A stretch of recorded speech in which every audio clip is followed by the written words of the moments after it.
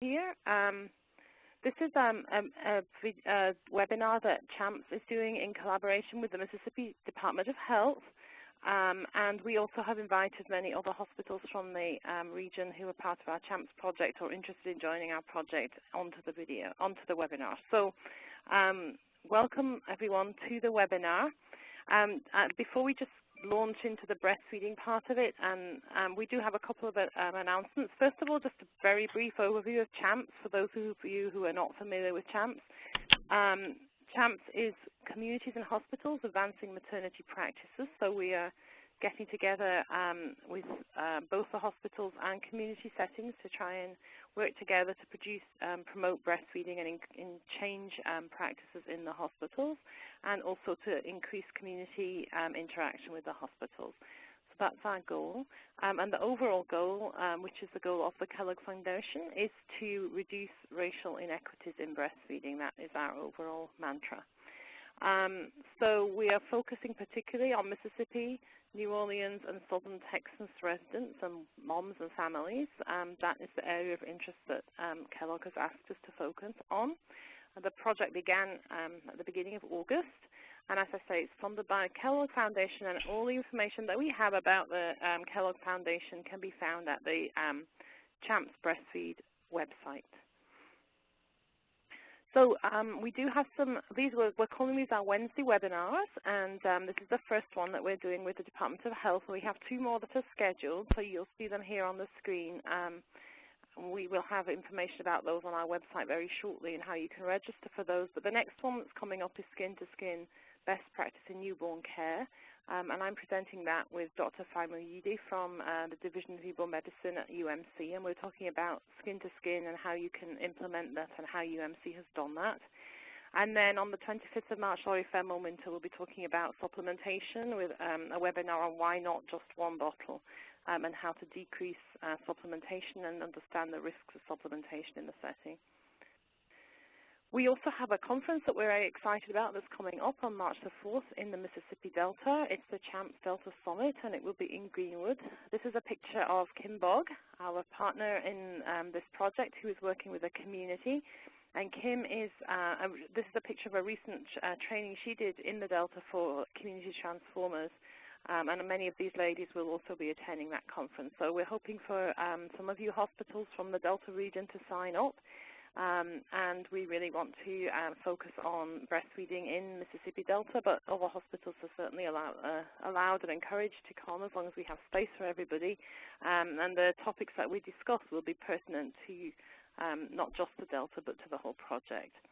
And Dr. Rouser from the state is going to be doing our introduction for that, and Dr. Kriya Perry is going to be coming up. She's the head of the birthing project, and she's in the New Orleans area, and she's going to come up and speak with Kim and myself there as well. So we do hope you will be able to come to that. And again, registration is available on our website. It's free.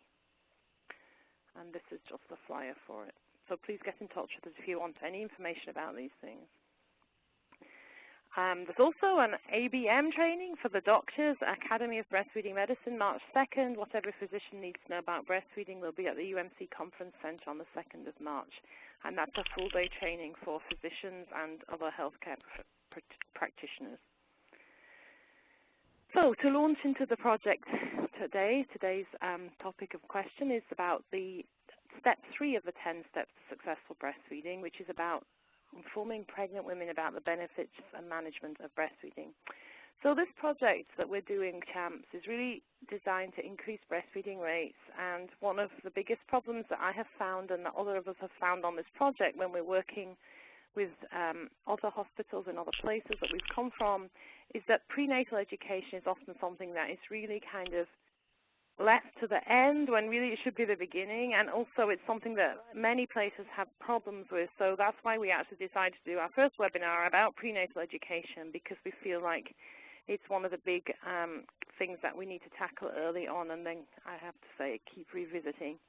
And as you all know, prenatal education can be done in a different range of settings, which in one way is kind of a part of the problem that not any one institution or setting has control over the prenatal education. So, for example, You may have a clinic in the hospital. You know, if you are a hospital setting, maybe half your patients, you do the prenatal education within the hospital, and maybe 40% of those people are seen in the clinic, and the remainder of them are seen by private doctors in the hospital. But then you have OB practices out in the community. You may have midwifery practices out in the community, or the hospital may not have any prenatal setting at all, and all of the prenatal care is done in the community. And then there are obviously private obstetrician officers, so they will be sending patients to different hospitals who have gone through their own OB care. And then there's also the WIC setting where women are seen prenatally, not necessarily for care, although sometimes the WIC office is linked to the care setting, but just seen prenatally and to get infant feeding information. So it does have a lot of different places where this kind of thing can happen, which is just a sort of a setup for lack of continuity in some ways. Or you may have one segment that's really well taught and another group that's really not well taught, depending on where your people are coming from. So, you know, I think one thing that we've found as we've gone through this project in other places, and, you know, I have worked with many different settings, and so has Kim. We were on the Bedside Beginnings project. I was in the Indian Health Service. Kim's done a lot of work in the Georgia area. As we've gone through these things, we have, you know, looked at what's been done in the past, and much of it is really not working. Because we know that, because when we do interviews in the hospital with moms about what they learned in prenatal care, many of them really don't have very much information. So the old way that, you know, we've often done this in the past was basically we've asked the question, are you going to breastfeed or are you going to bottle feed? And we really need to get away from that question. Because what happens is if you ask that, you know, in month 1 of pregnancy and the mom says, I'm going to bottle feed, you've really closed down the conversation for the next 8 months, because you can't keep asking her the same question. I mean, she's told you what she's going to do, right? So, you know, you really can't keep saying that because she's going to get annoyed. She's like, well, I told you last month I was going to bottle feed. So we have to get away from that kind of closed question type mentality and really use, you know, more probing questions like, what have you heard about breastfeeding, and that kind of thing, to open up the conversation to see what mom's fears are or concerns if she's not going to breastfeed. And then the other way that a lot of, especially hospitals, because that may be the only area they feel they have control over, they say, oh, well, we'll do a breastfeeding class.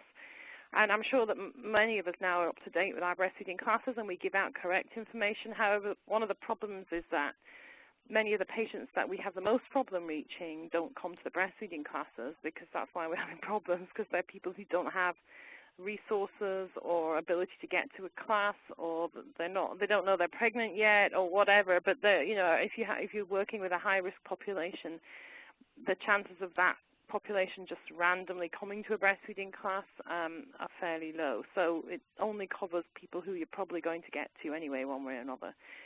So those are some ways that, you know, have been used in the past, don't really work, or else nobody even mentions it, which is another problem. So, you know, and other things that have been shown really that they don't work too well would be to just mention it once and not follow it up again. Health benefits of breastfeeding. We do know that most people know that breastfeeding is the most healthy way to feed a baby. It isn't going to make, since most of the population knows that, and most of the population is not terribly successful at their breastfeeding goals, then obviously knowing that breastfeeding is the best thing for the baby is not going to make the difference between whether or not they're successful. It will certainly help in some areas for them to decide to do it, but it isn't necessarily going to help them succeed. And then this printed information, I mean, there are actually studies out there that show that, you know, if you just give moms or people, patients, printed information about anything and don't discuss it with them, it's really not effective. It has to be part of a more specific plan that you're going to talk to them about it or whatever. You can't just give them a great big book full of stuff and expect them to go home and read it. That doesn't work either. So we just sort of dispel some of those strategies. And of course, maybe if all of you are thinking at this point, well, those things, you know, they may not work all that great, but they're what we know and they're what we can do, and we just don't have time to spend on these like major extensive teaching sessions, and how on earth are we going to do that? And I think that's maybe the main concern that I hear from clinicians when we start to talk about, you know, let's implement breastfeeding education into the prenatal curriculum. So the point of this webinar really is to talk to you about how you can do this without using too much time, and just a little bit of out-of-the-box thinking. The clinicians' concerns that people voice are things like they don't have time to add a lot of extra new teaching into the short prenatal sessions. They're already really busy and overburdened. They know that giving out instructions on paper doesn't work. People don't read it or absorb it. So, you often find it in the trash can when she's on the way out. People drop stuff in the trash because they don't want to carry it home, or they leave it on the bus or something. But at the same time that we have these lack of ability to get this message across, we do actually need moms to know what to expect when they come into the hospital, because if they don't know what's going to happen to them, then you're going to have not happy patients. And we need them to be prepared for what is going to happen in the hospital, because the hospital staff won't have happy patients either. If they come in and you're doing skin to skin and no one's ever mentioned this to them, and they put this, what moms describe as a gooey baby, on their chest, then maybe they'll have a reaction. They won't want that to happen. So you do need them to be prepared. So we have to figure this out one way or another. Now, I'm sure it may not, because you've all been patients at some point, but they don't actually want to have long lectures and massive long teaching sessions either, so that's kind of good. That's on your side, because you and the patient are coming from the same place. Nobody really wants really, really long stuff, so that's good. They don't have time to read pages and pages of information, just like you don't have time to teach them. And on a couple of other things, we sort of, sometimes we almost have mom in a captive setting the very first time she comes in, that she's either being identified as being pregnant or it's her first prenatal visit. And there's certainly a tendency to give her all this information at once, because we might never see her again. But definitely recall is a problem 9 months later, so it doesn't really work to give mom all that information and then expect that she is going to remember it later. And also, we know that pregnant moms and new moms have mentally, we're all a little discombobulated when we're pregnant or when we just had our babies, and so memory isn't our best strength at that point in time either. So these are all things that we have to take into consideration when we decide how we're going to teach. So I don't know how many of you recognize this picture up here on the corner, top corner, but since coming to America, I've been initiated into the lovely world of advertising, and this is the Budweiser ad from the Super Bowl. And I think many people will recognize that instantly. And, this is an ad, a commercial, something visual, something catchy, something we look at the horses and we think of Budweiser. So people just sort of on this principle of advertising rather than education. Advertising a lot more attractive than education. It's short, it's jazzy, it's trying to get your attention. So if we can think a little bit more in terms of advertising rather than just education, it immediately makes things less boring. Just like with adverts, people remember short, repeated bursts of things, just like you'll see the same commercial 10 times, and then you'll remember the jingle and you remember the tune, and it'll always be associated. So people remember repeated, short things. People in pregnancy have teachable moments, and we'll talk about some of those specific things, but there are times when people are likely to remember things more intensely than others, the period of birth being an incredible teachable moment that people never forget what happens to them during the birth period. And those of you who are senior level clinicians, or anyone who's seeing a mom in a clinical setting, has a great deal of power and influence, and never underestimate that, either for good or for bad, because people will listen to what you say. They may or may not be happy about what you say, and you may bring them in or you may alienate them, but for sure they will remember, and you have a lot of influence. So don't underestimate the power of what you have and what you can say. And we also know that, those large corporations whose work it is to get people to buy their product spend a fortune on advertising. And we also know that more people watch the Super Bowl, maybe for something to do with disinflated balls or something, but at the moment we know that most people watch the Super Bowl because they want to see the ads, not because they want to see the game. So ads are really attractive things. And I don't know if any of you are familiar with this from Delta Airlines, if some of you who fly frequently, but they're probably the most boring thing in the entire world to be able to promote and have people remember is like the seat belt part of the when you sit down in an airplane, and you have to have that really boring talk about, here's how to fasten your seatbelt, and if you're sitting in an exit row, blah, blah, blah. It's probably the most boring public health message in the world to get across. And so some of the airlines have gotten increasingly clever about this, and the Delta ones, if any of you have watched them, are absolutely hilarious. They're just some of the funniest things. You're glued to that screen waiting for the next thing. For example, the one on the top left here, you can all see the picture, right? The one on the top left here is the bit where they say, you know, if you're sitting in an exit row and you can see there that the 3 guys in the row are all the same person, like it's 3 identical triplets or something. And then the one on the bottom right here, it's like the focus is the guy who's in the middle, but behind him are 3 people with huge big hair. And the entire Delta commercial is filled with those kinds of references. So it's just like a really clever, funny way of gluing you to the screen for a message. You know what the content of the message is, but you're just looking to see how it's being produced and how interesting it is. So if people can do that kind of thing with an airline seatbelt commercial, we can be clever and we can do that kind of thing in breastfeeding and education. I used to be a journalist, and one thing that we learned in journalism is that there are 3 words to every second. So when you write a news script, you write it in a column like this. At least we did in the days when we wrote everything or typed everything out. And so you can actually count how many seconds per word. So there are 3 words in every second. So bear that in mind when we look at the next few slides. Also, of course, when you talk about advertising, it's very quickly, and people try to get lots of words in all at once, so it's actually a lot more than 3 words per second during advertising, but we're not going to go there because we're not going to talk that fast. So how are you going to translate all this into your practice? So let's just step back 1 second and say, what do we need to teach prenatally? And I am looking towards the baby-friendly requirements here. I know that not everybody on the phone is going to go baby-friendly, but some of our hospitals are. So some of the things that you are required to teach in the baby-friendly requirements, which we will test you on, include the benefits of breastfeeding, or as Kim prefers to call it, the importance of breastfeeding, the risks of formula feeding, which I know is somewhat controversial. Whether you need to think about it that way, we can discuss that a little bit, but that is one of the things that Baby Friendly asks you to address. And then things that we may not have traditionally thought of as being breastfeeding things, but skin to skin and reaming in, which apply to all prenatal patients. It doesn't matter whether or not they're going to breastfeed. All women are going to get skin to skin, and all women are going to get reaming in if the hospital's baby friendly. So everybody needs that education, both before they go to the hospital and during the hospital stay. That practice is for everyone. And then obviously positioning and latch are some things that you might want to address. So if you're sitting there in your prenatal clinic looking at your watch thinking that it's time for your next appointment to come in, how long do you think this is going to take? You can perhaps make a mental guess as to how long you think all that education is going to take. Okay, so you can cover the benefits of breastfeeding in 7.5 seconds.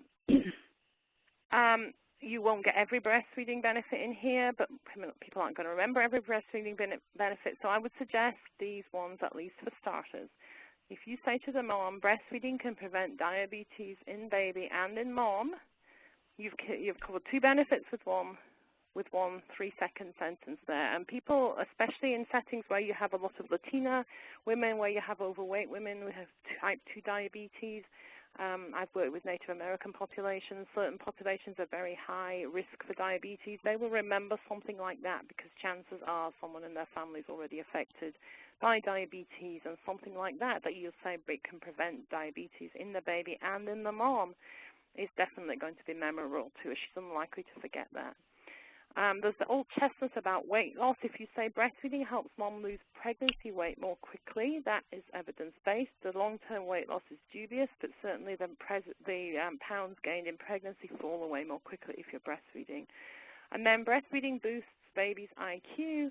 All these are evidence-based. It may seem quite peculiar that breastfeeding boosts IQ. If you've seen some of the new videos that people have been making about brain development and breast milk, it actually seems less peculiar.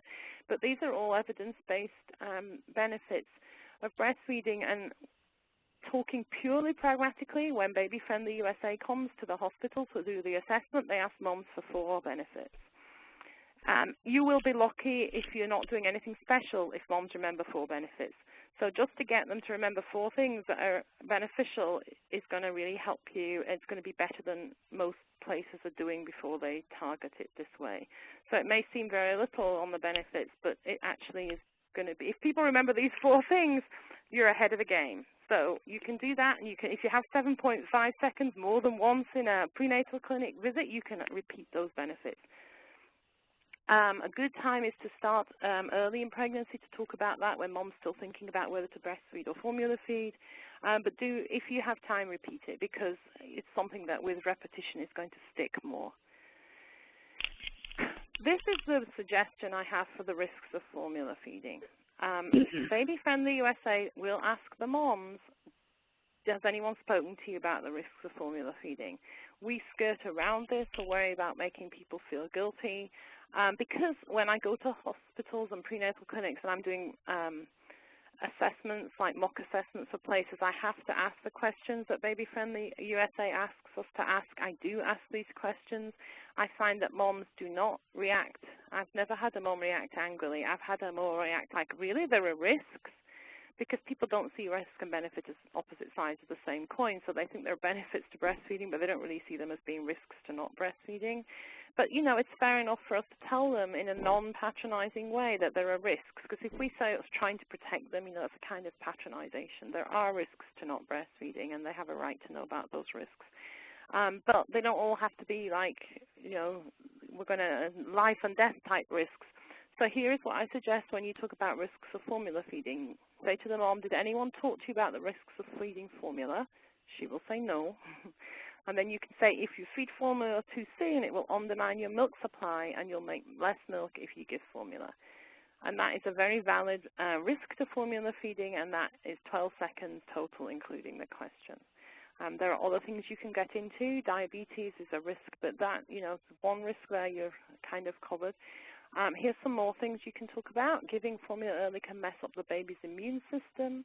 If you have a family history of diabetes, early formula can make the baby more likely to get diabetes. That's absolutely true, especially for type 1 diabetes, but it's also true for type 2 diabetes.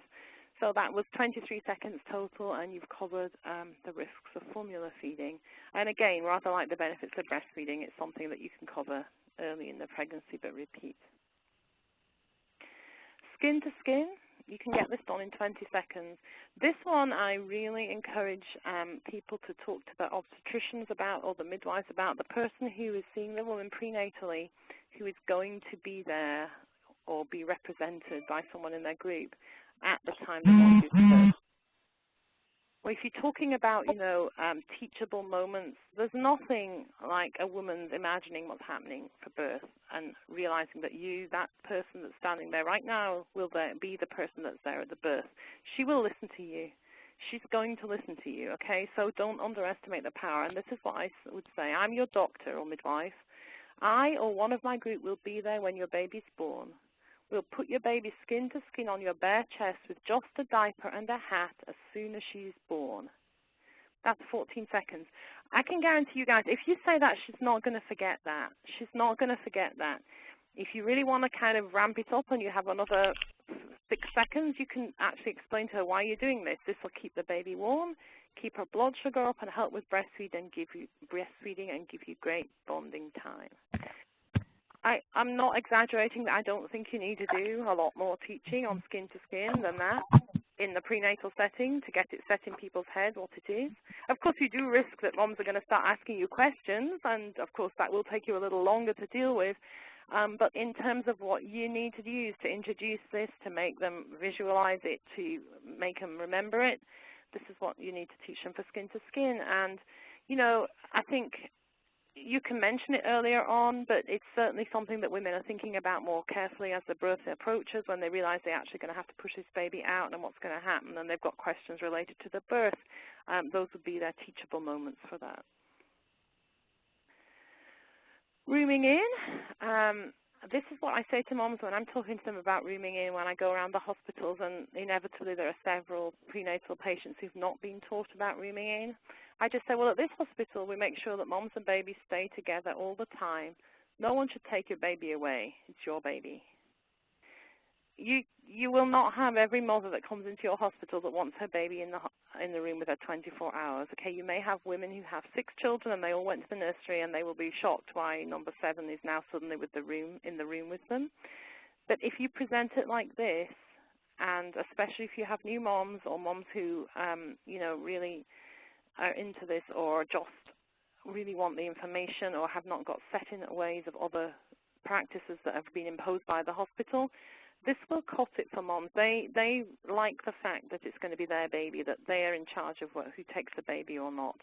So you will get some resistance in places where you introduce rooming in, but a lot of it's to do with like prior expectation, and we just really have to learn to educate a new generation of moms that we've changed our practices. It's our fault that they're in that situation before, because that's what we did for them before. But if you look at a young mom in the eye and say, this is your baby, don't let anyone take this baby out of the room, it's a completely different perspective than when people come along and say, now going to that hospital, you have to be careful, you know, because they've closed the nursery. So, you know, you make sure that somebody's able to take that baby away when the baby cries. It's all how you present it. And we have had obstetricians and groups who have said that kind of thing, like, be careful at that hospital, they've closed the nursery, you're never going to manage. It's a completely different concept. So I recommend this one, 8-second script for you, and it will definitely cut it with a lot of the moms, especially the younger ones and the moms who've not had babies there before. Positioning and latch may take a little bit more time. You can use a doll and a breast. That might be something that you want to delegate to someone else. We have had, I mean, you all should know, all the clinicians should know how to do the positioning because they're going to ask that too.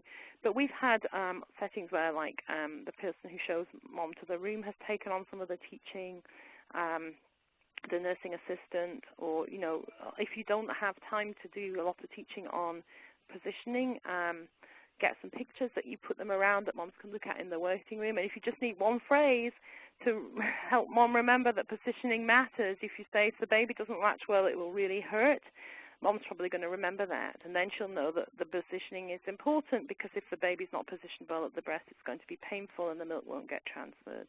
But you can just tell her it's going to hurt and show her some pictures.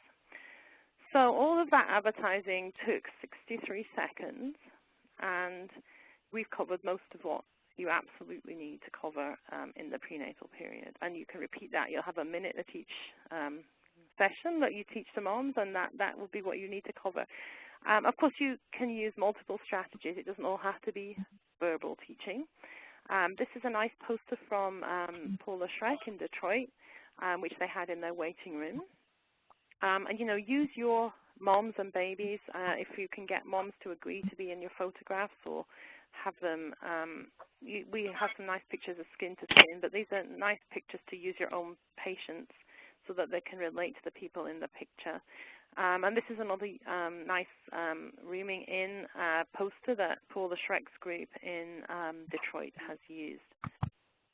They just put this up on the wall. Now, they actually used a very interesting strategy to get people to look at these posters in their waiting rooms. They had their own staff make up the posters. They tried to do a new one every month. And what they had found originally was they had set up a table in the waiting room with a certified lactation consultant, saying sort of, anyone that has questions about breastfeeding, go talk to the lactation consultant. And no one wanted to go up to the table. So they abandoned that strategy, and instead they had peer counselors who went into the waiting room and just would go around and sit down next to a pregnant mom and say, you know, we're working here talking about breastfeeding to people. Do you have any questions? And they found that was a lot more conducive to opening up a conversation than to ask people to go sit at a table with a lactation consultant. And then they actually had those posters I just showed you on their walls. And as they were talking to mom, they said, oh, we've got this little competition going on. We just want everyone that we're talking to look at the posters we have and then vote on their favorite.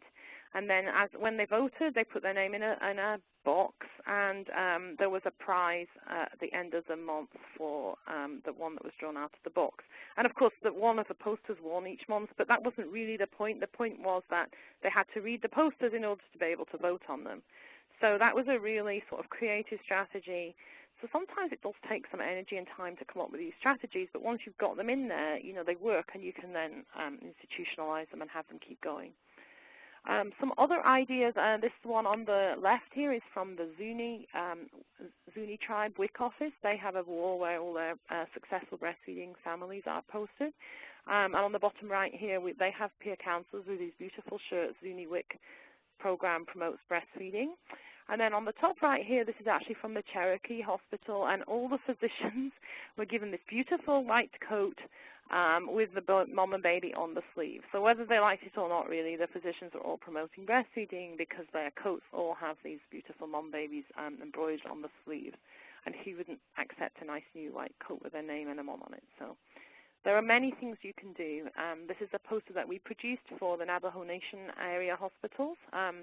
We were sitting in one hospital with a native healer, and he was talking about how, the Hogan, there was never any separation before because everyone in the Hogan was always in the same room all the time, and it just came to a few of us that, that's the great thing, the original rooming in the Hogan. And all of the Navajo Nation hospitals have now got one of these posters in their prenatal clinics because we made them for them. This is actually from Shiprock Hospital on Navajo Nation. Hand expression can be a big concern.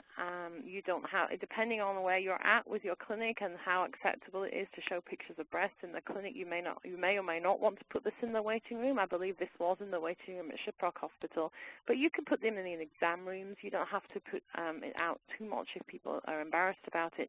But certainly this gives the message about hand expression, which is one of the most difficult ones to get across.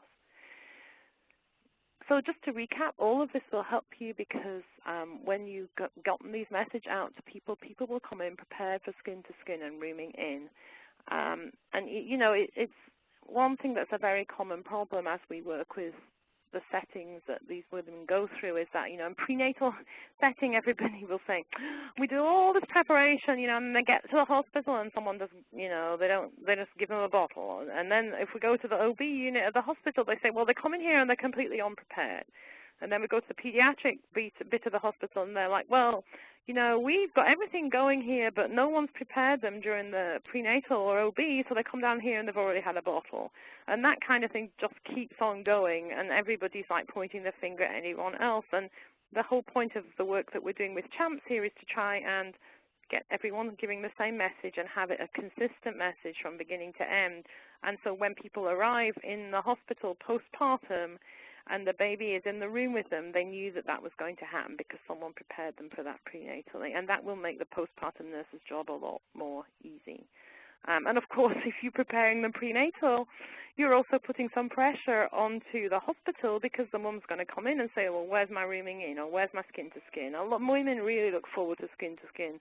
So you will have to carry it through because if you've got your prenatal clinics going and then it doesn't happen in the hospital, you're in trouble. So you really do want to have it as a sort of seamless, maybe a little optimistic, but certainly a constant, predictable flow of care from prenatal right through when they go home. Just to sort of not forget that postpartum is an incredibly powerful part of this picture. You as the clinician are just the advertisement for breastfeeding or for any kind of elevated maternity care postpartum. Those of you who've had babies, or those of you who've been at your partner's birth, or those of you who may one day have babies or have been to anyone else's birth, you will probably remember every single thing about that experience. It's just like, when maybe some of you are getting a little old for when JFK was shot, but the kinds of things, then the Twin Towers fell. You remember all the things around that day when something dramatic like that happened, and a birth is really dramatic. And women will remember absolutely everything about you. They're going to remember what you were wearing. They're going to remember the jewelry you had on. They're going to remember what your face looked like. They're going to remember almost every word you say to them. And sometimes as healthcare professionals, we forget that. We see many moms come through our systems, and we forget that every mom only sees us once and will remember absolutely everything about us, and that we have the power to help them and lift them up.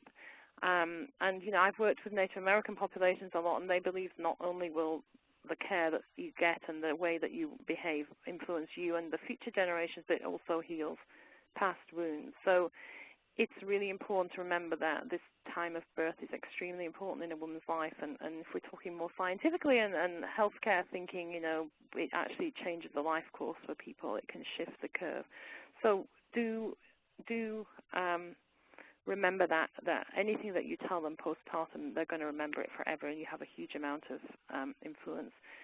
So we're promoting baby-friendly, and we're promoting specific standards of care here because they embody the best practice for women.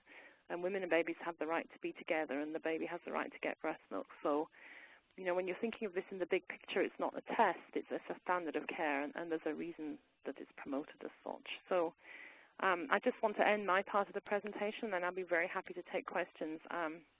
But this is a community I've worked with for 2 years now in Montana, very remote part of Montana, very, very disadvantaged community, extremely high rates of drug use, and almost half the moms that give birth in this community have had some exposure to drug use.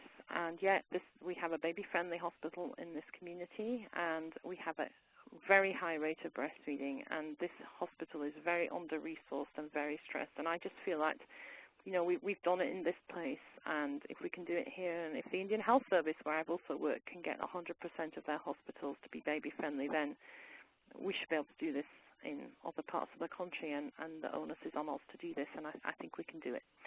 So I would be delighted at this point to open it up for questions. And thank you all for your attention. I'm sure you do have questions.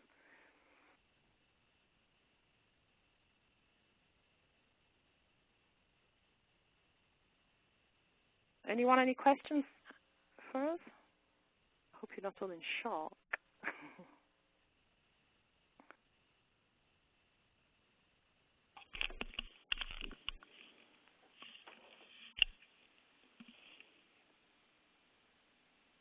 Anyone, any comments on the presentation or thoughts about will or won't work in your setting? This is Joan calling from Washington West Bank. I loved the presentation. I just actually had a staff meeting this morning, and we're hearing some of the concerns as we just start our journey to baby-friendly. And this is exactly what the staff was saying, that we have to start in the prenatal setting. And we said, yes, we understand that. But I think I got away what they are saying, too. Sometimes their time to reinforce education. How do we craft that message to them in the quick, easy steps, the snippets? And I was on a Delta flight, and I watched everybody on the plane was engaged in that video, where I know before nobody did. So it does make a point. And so I loved every bit of everything you presented, and it was definitely what I need right now in my specific institution to help us work on the next step. Oh, thanks. Thank you for that. Thanks, Jen. We do realize, you know, it's not easy, and on one of the other presentations I promise I'm going to do later, not too long down the road, is like overcoming resistance, because this all represents change. It represents new things coming in for people to absorb, but you know, there's a whole process that everybody goes through. All of us in whatever situation of our lives that we encounter change as a process that we go through, and the first step is usually to say, no, I don't want to do this. So you will all have battles to fight, and it's helpful, I think, to know that, well, first of all, that you're all in this together, that there are many places that are doing this at the same time, and that it's not a unique experience, and that somebody else somewhere has probably dealt with this before. So it's helpful to know that. And from my perspective, and those of us who work on CHAMPS, you know, I would never do this job if things didn't change, because I've been doing this kind of work intensively for several years now, and I would have burned out, gotten depressed, and left the profession if I thought that it didn't work. So it will work, and you will be able to do this. It's really important to recognize that, and you're all sort of at the beginning of the journey and maybe entrenched in certain concerns and just thinking, how on earth am I going to do this? But it will work. It works, and you can change people, you can change systems, you can change hospitals. Any other questions or comments?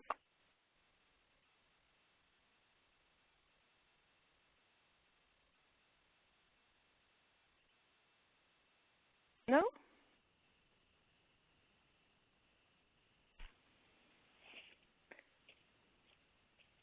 Any questions from any of the clinics that are not necessarily hospital-based clinics, or any experiences other people would like to share about, you know, the different things that they have encountered already with the problems, some of the problems you've been having?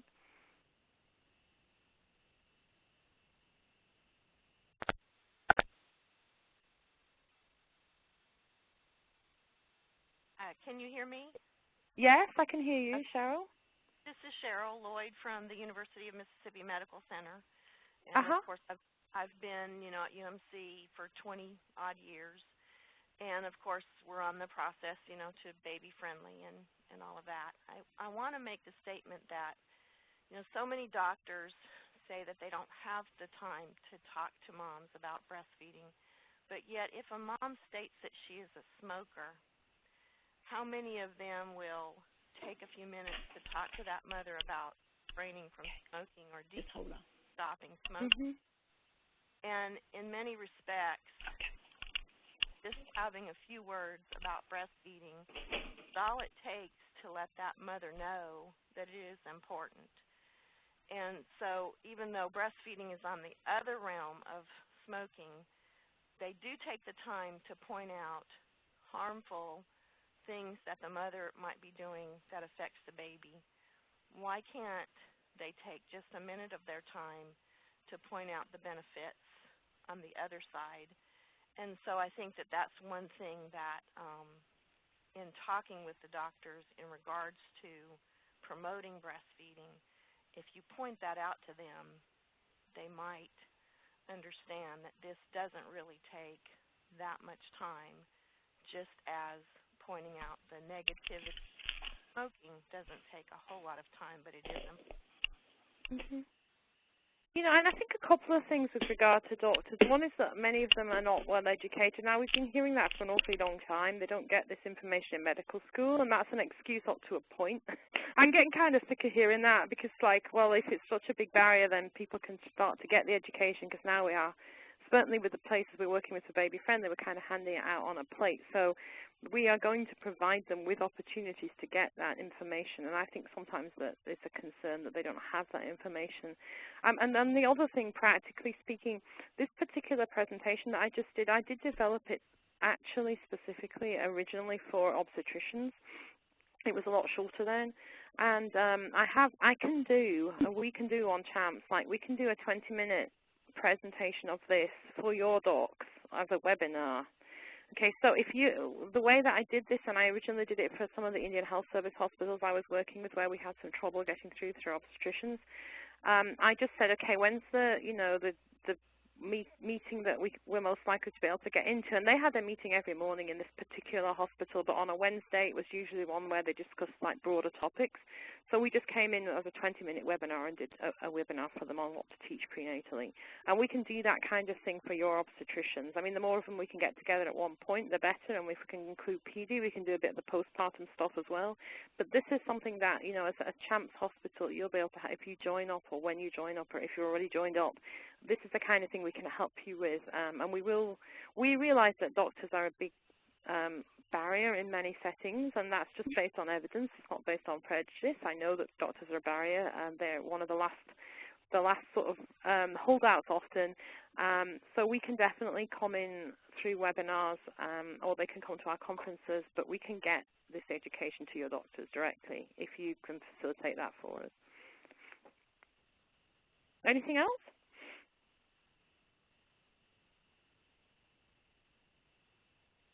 Anything else? Can you review the dates of the next, I missed caught the first slide at the end with the future dates for the seminars, so I could have it. Yeah. Laura, do you have the information to hand there, or shall we flip back? I can flip back. If you go on our website, you can always find this stuff, but let me just go. So that's what I wanted to make sure, is that once we have this presentation, we can go back and get the information, correct? Yeah, but the actual webinar should be on the, here, hang on. Okay, hold on. And this is Laura, Joan. So we'll hopefully be putting up a recording of this webinar on our website, but all of the other webinars, once we have the registration information for them, will be up on the website as well. And here's the information for you right now. Perfect. Mm-hmm. Thank you. Are the webinars going to be around the same time as this one? The next two are the same. I've got it on the screen. We're going to do them on Wednesdays at this time. We may have to change them a little bit. We're going to have some other presenters, not just me, and sometimes those presenters won't always be able to make that time. But the next two they're both on Wednesdays, and they're both at the same time frame, which is 11 o'clock Central Time for 1 hour. And then, of course, we've got, and we do want you to register, and we do have this CHAMPS conference that we're trying to market. So we do hope we get them, especially any of you hospitals that might be out there quietly hiding from the Delta. We really would like you to be involved in this this upcoming summit. We picked the Delta because we know it's one of the most difficult, and it's difficult in the terms of it's got some of the lowest breastfeeding rates, and people have tough lives there, and I'd like to go to the places that are really difficult first. So we said, okay, let's go to the Delta, but we're kind of living in faith. Kim's gone and trained a lot of the people who are in the community there, and we're living in the faith that some of the hospitals will come. Kellogg is coming, so please do come if you can. And again, all these things you should register for on our website, because it helps us to keep track of who's engaged in the project and where we can target our resources. And of course, those of you who are on the phone that are not registered for CHAMPS, it's not just hospitals, okay? We will take, we ask community groups to sign up as members, so then we have all your information and we can help you as well, because it's supposed to be communities and hospitals. So please, sign up on our website to be either a community group that's part of the CHAMPS initiative or a hospital. And all that information, again, is on our website. We have 10 minutes. I'm sure everyone is always happy to get off these calls early, but do we have any last questions or requests?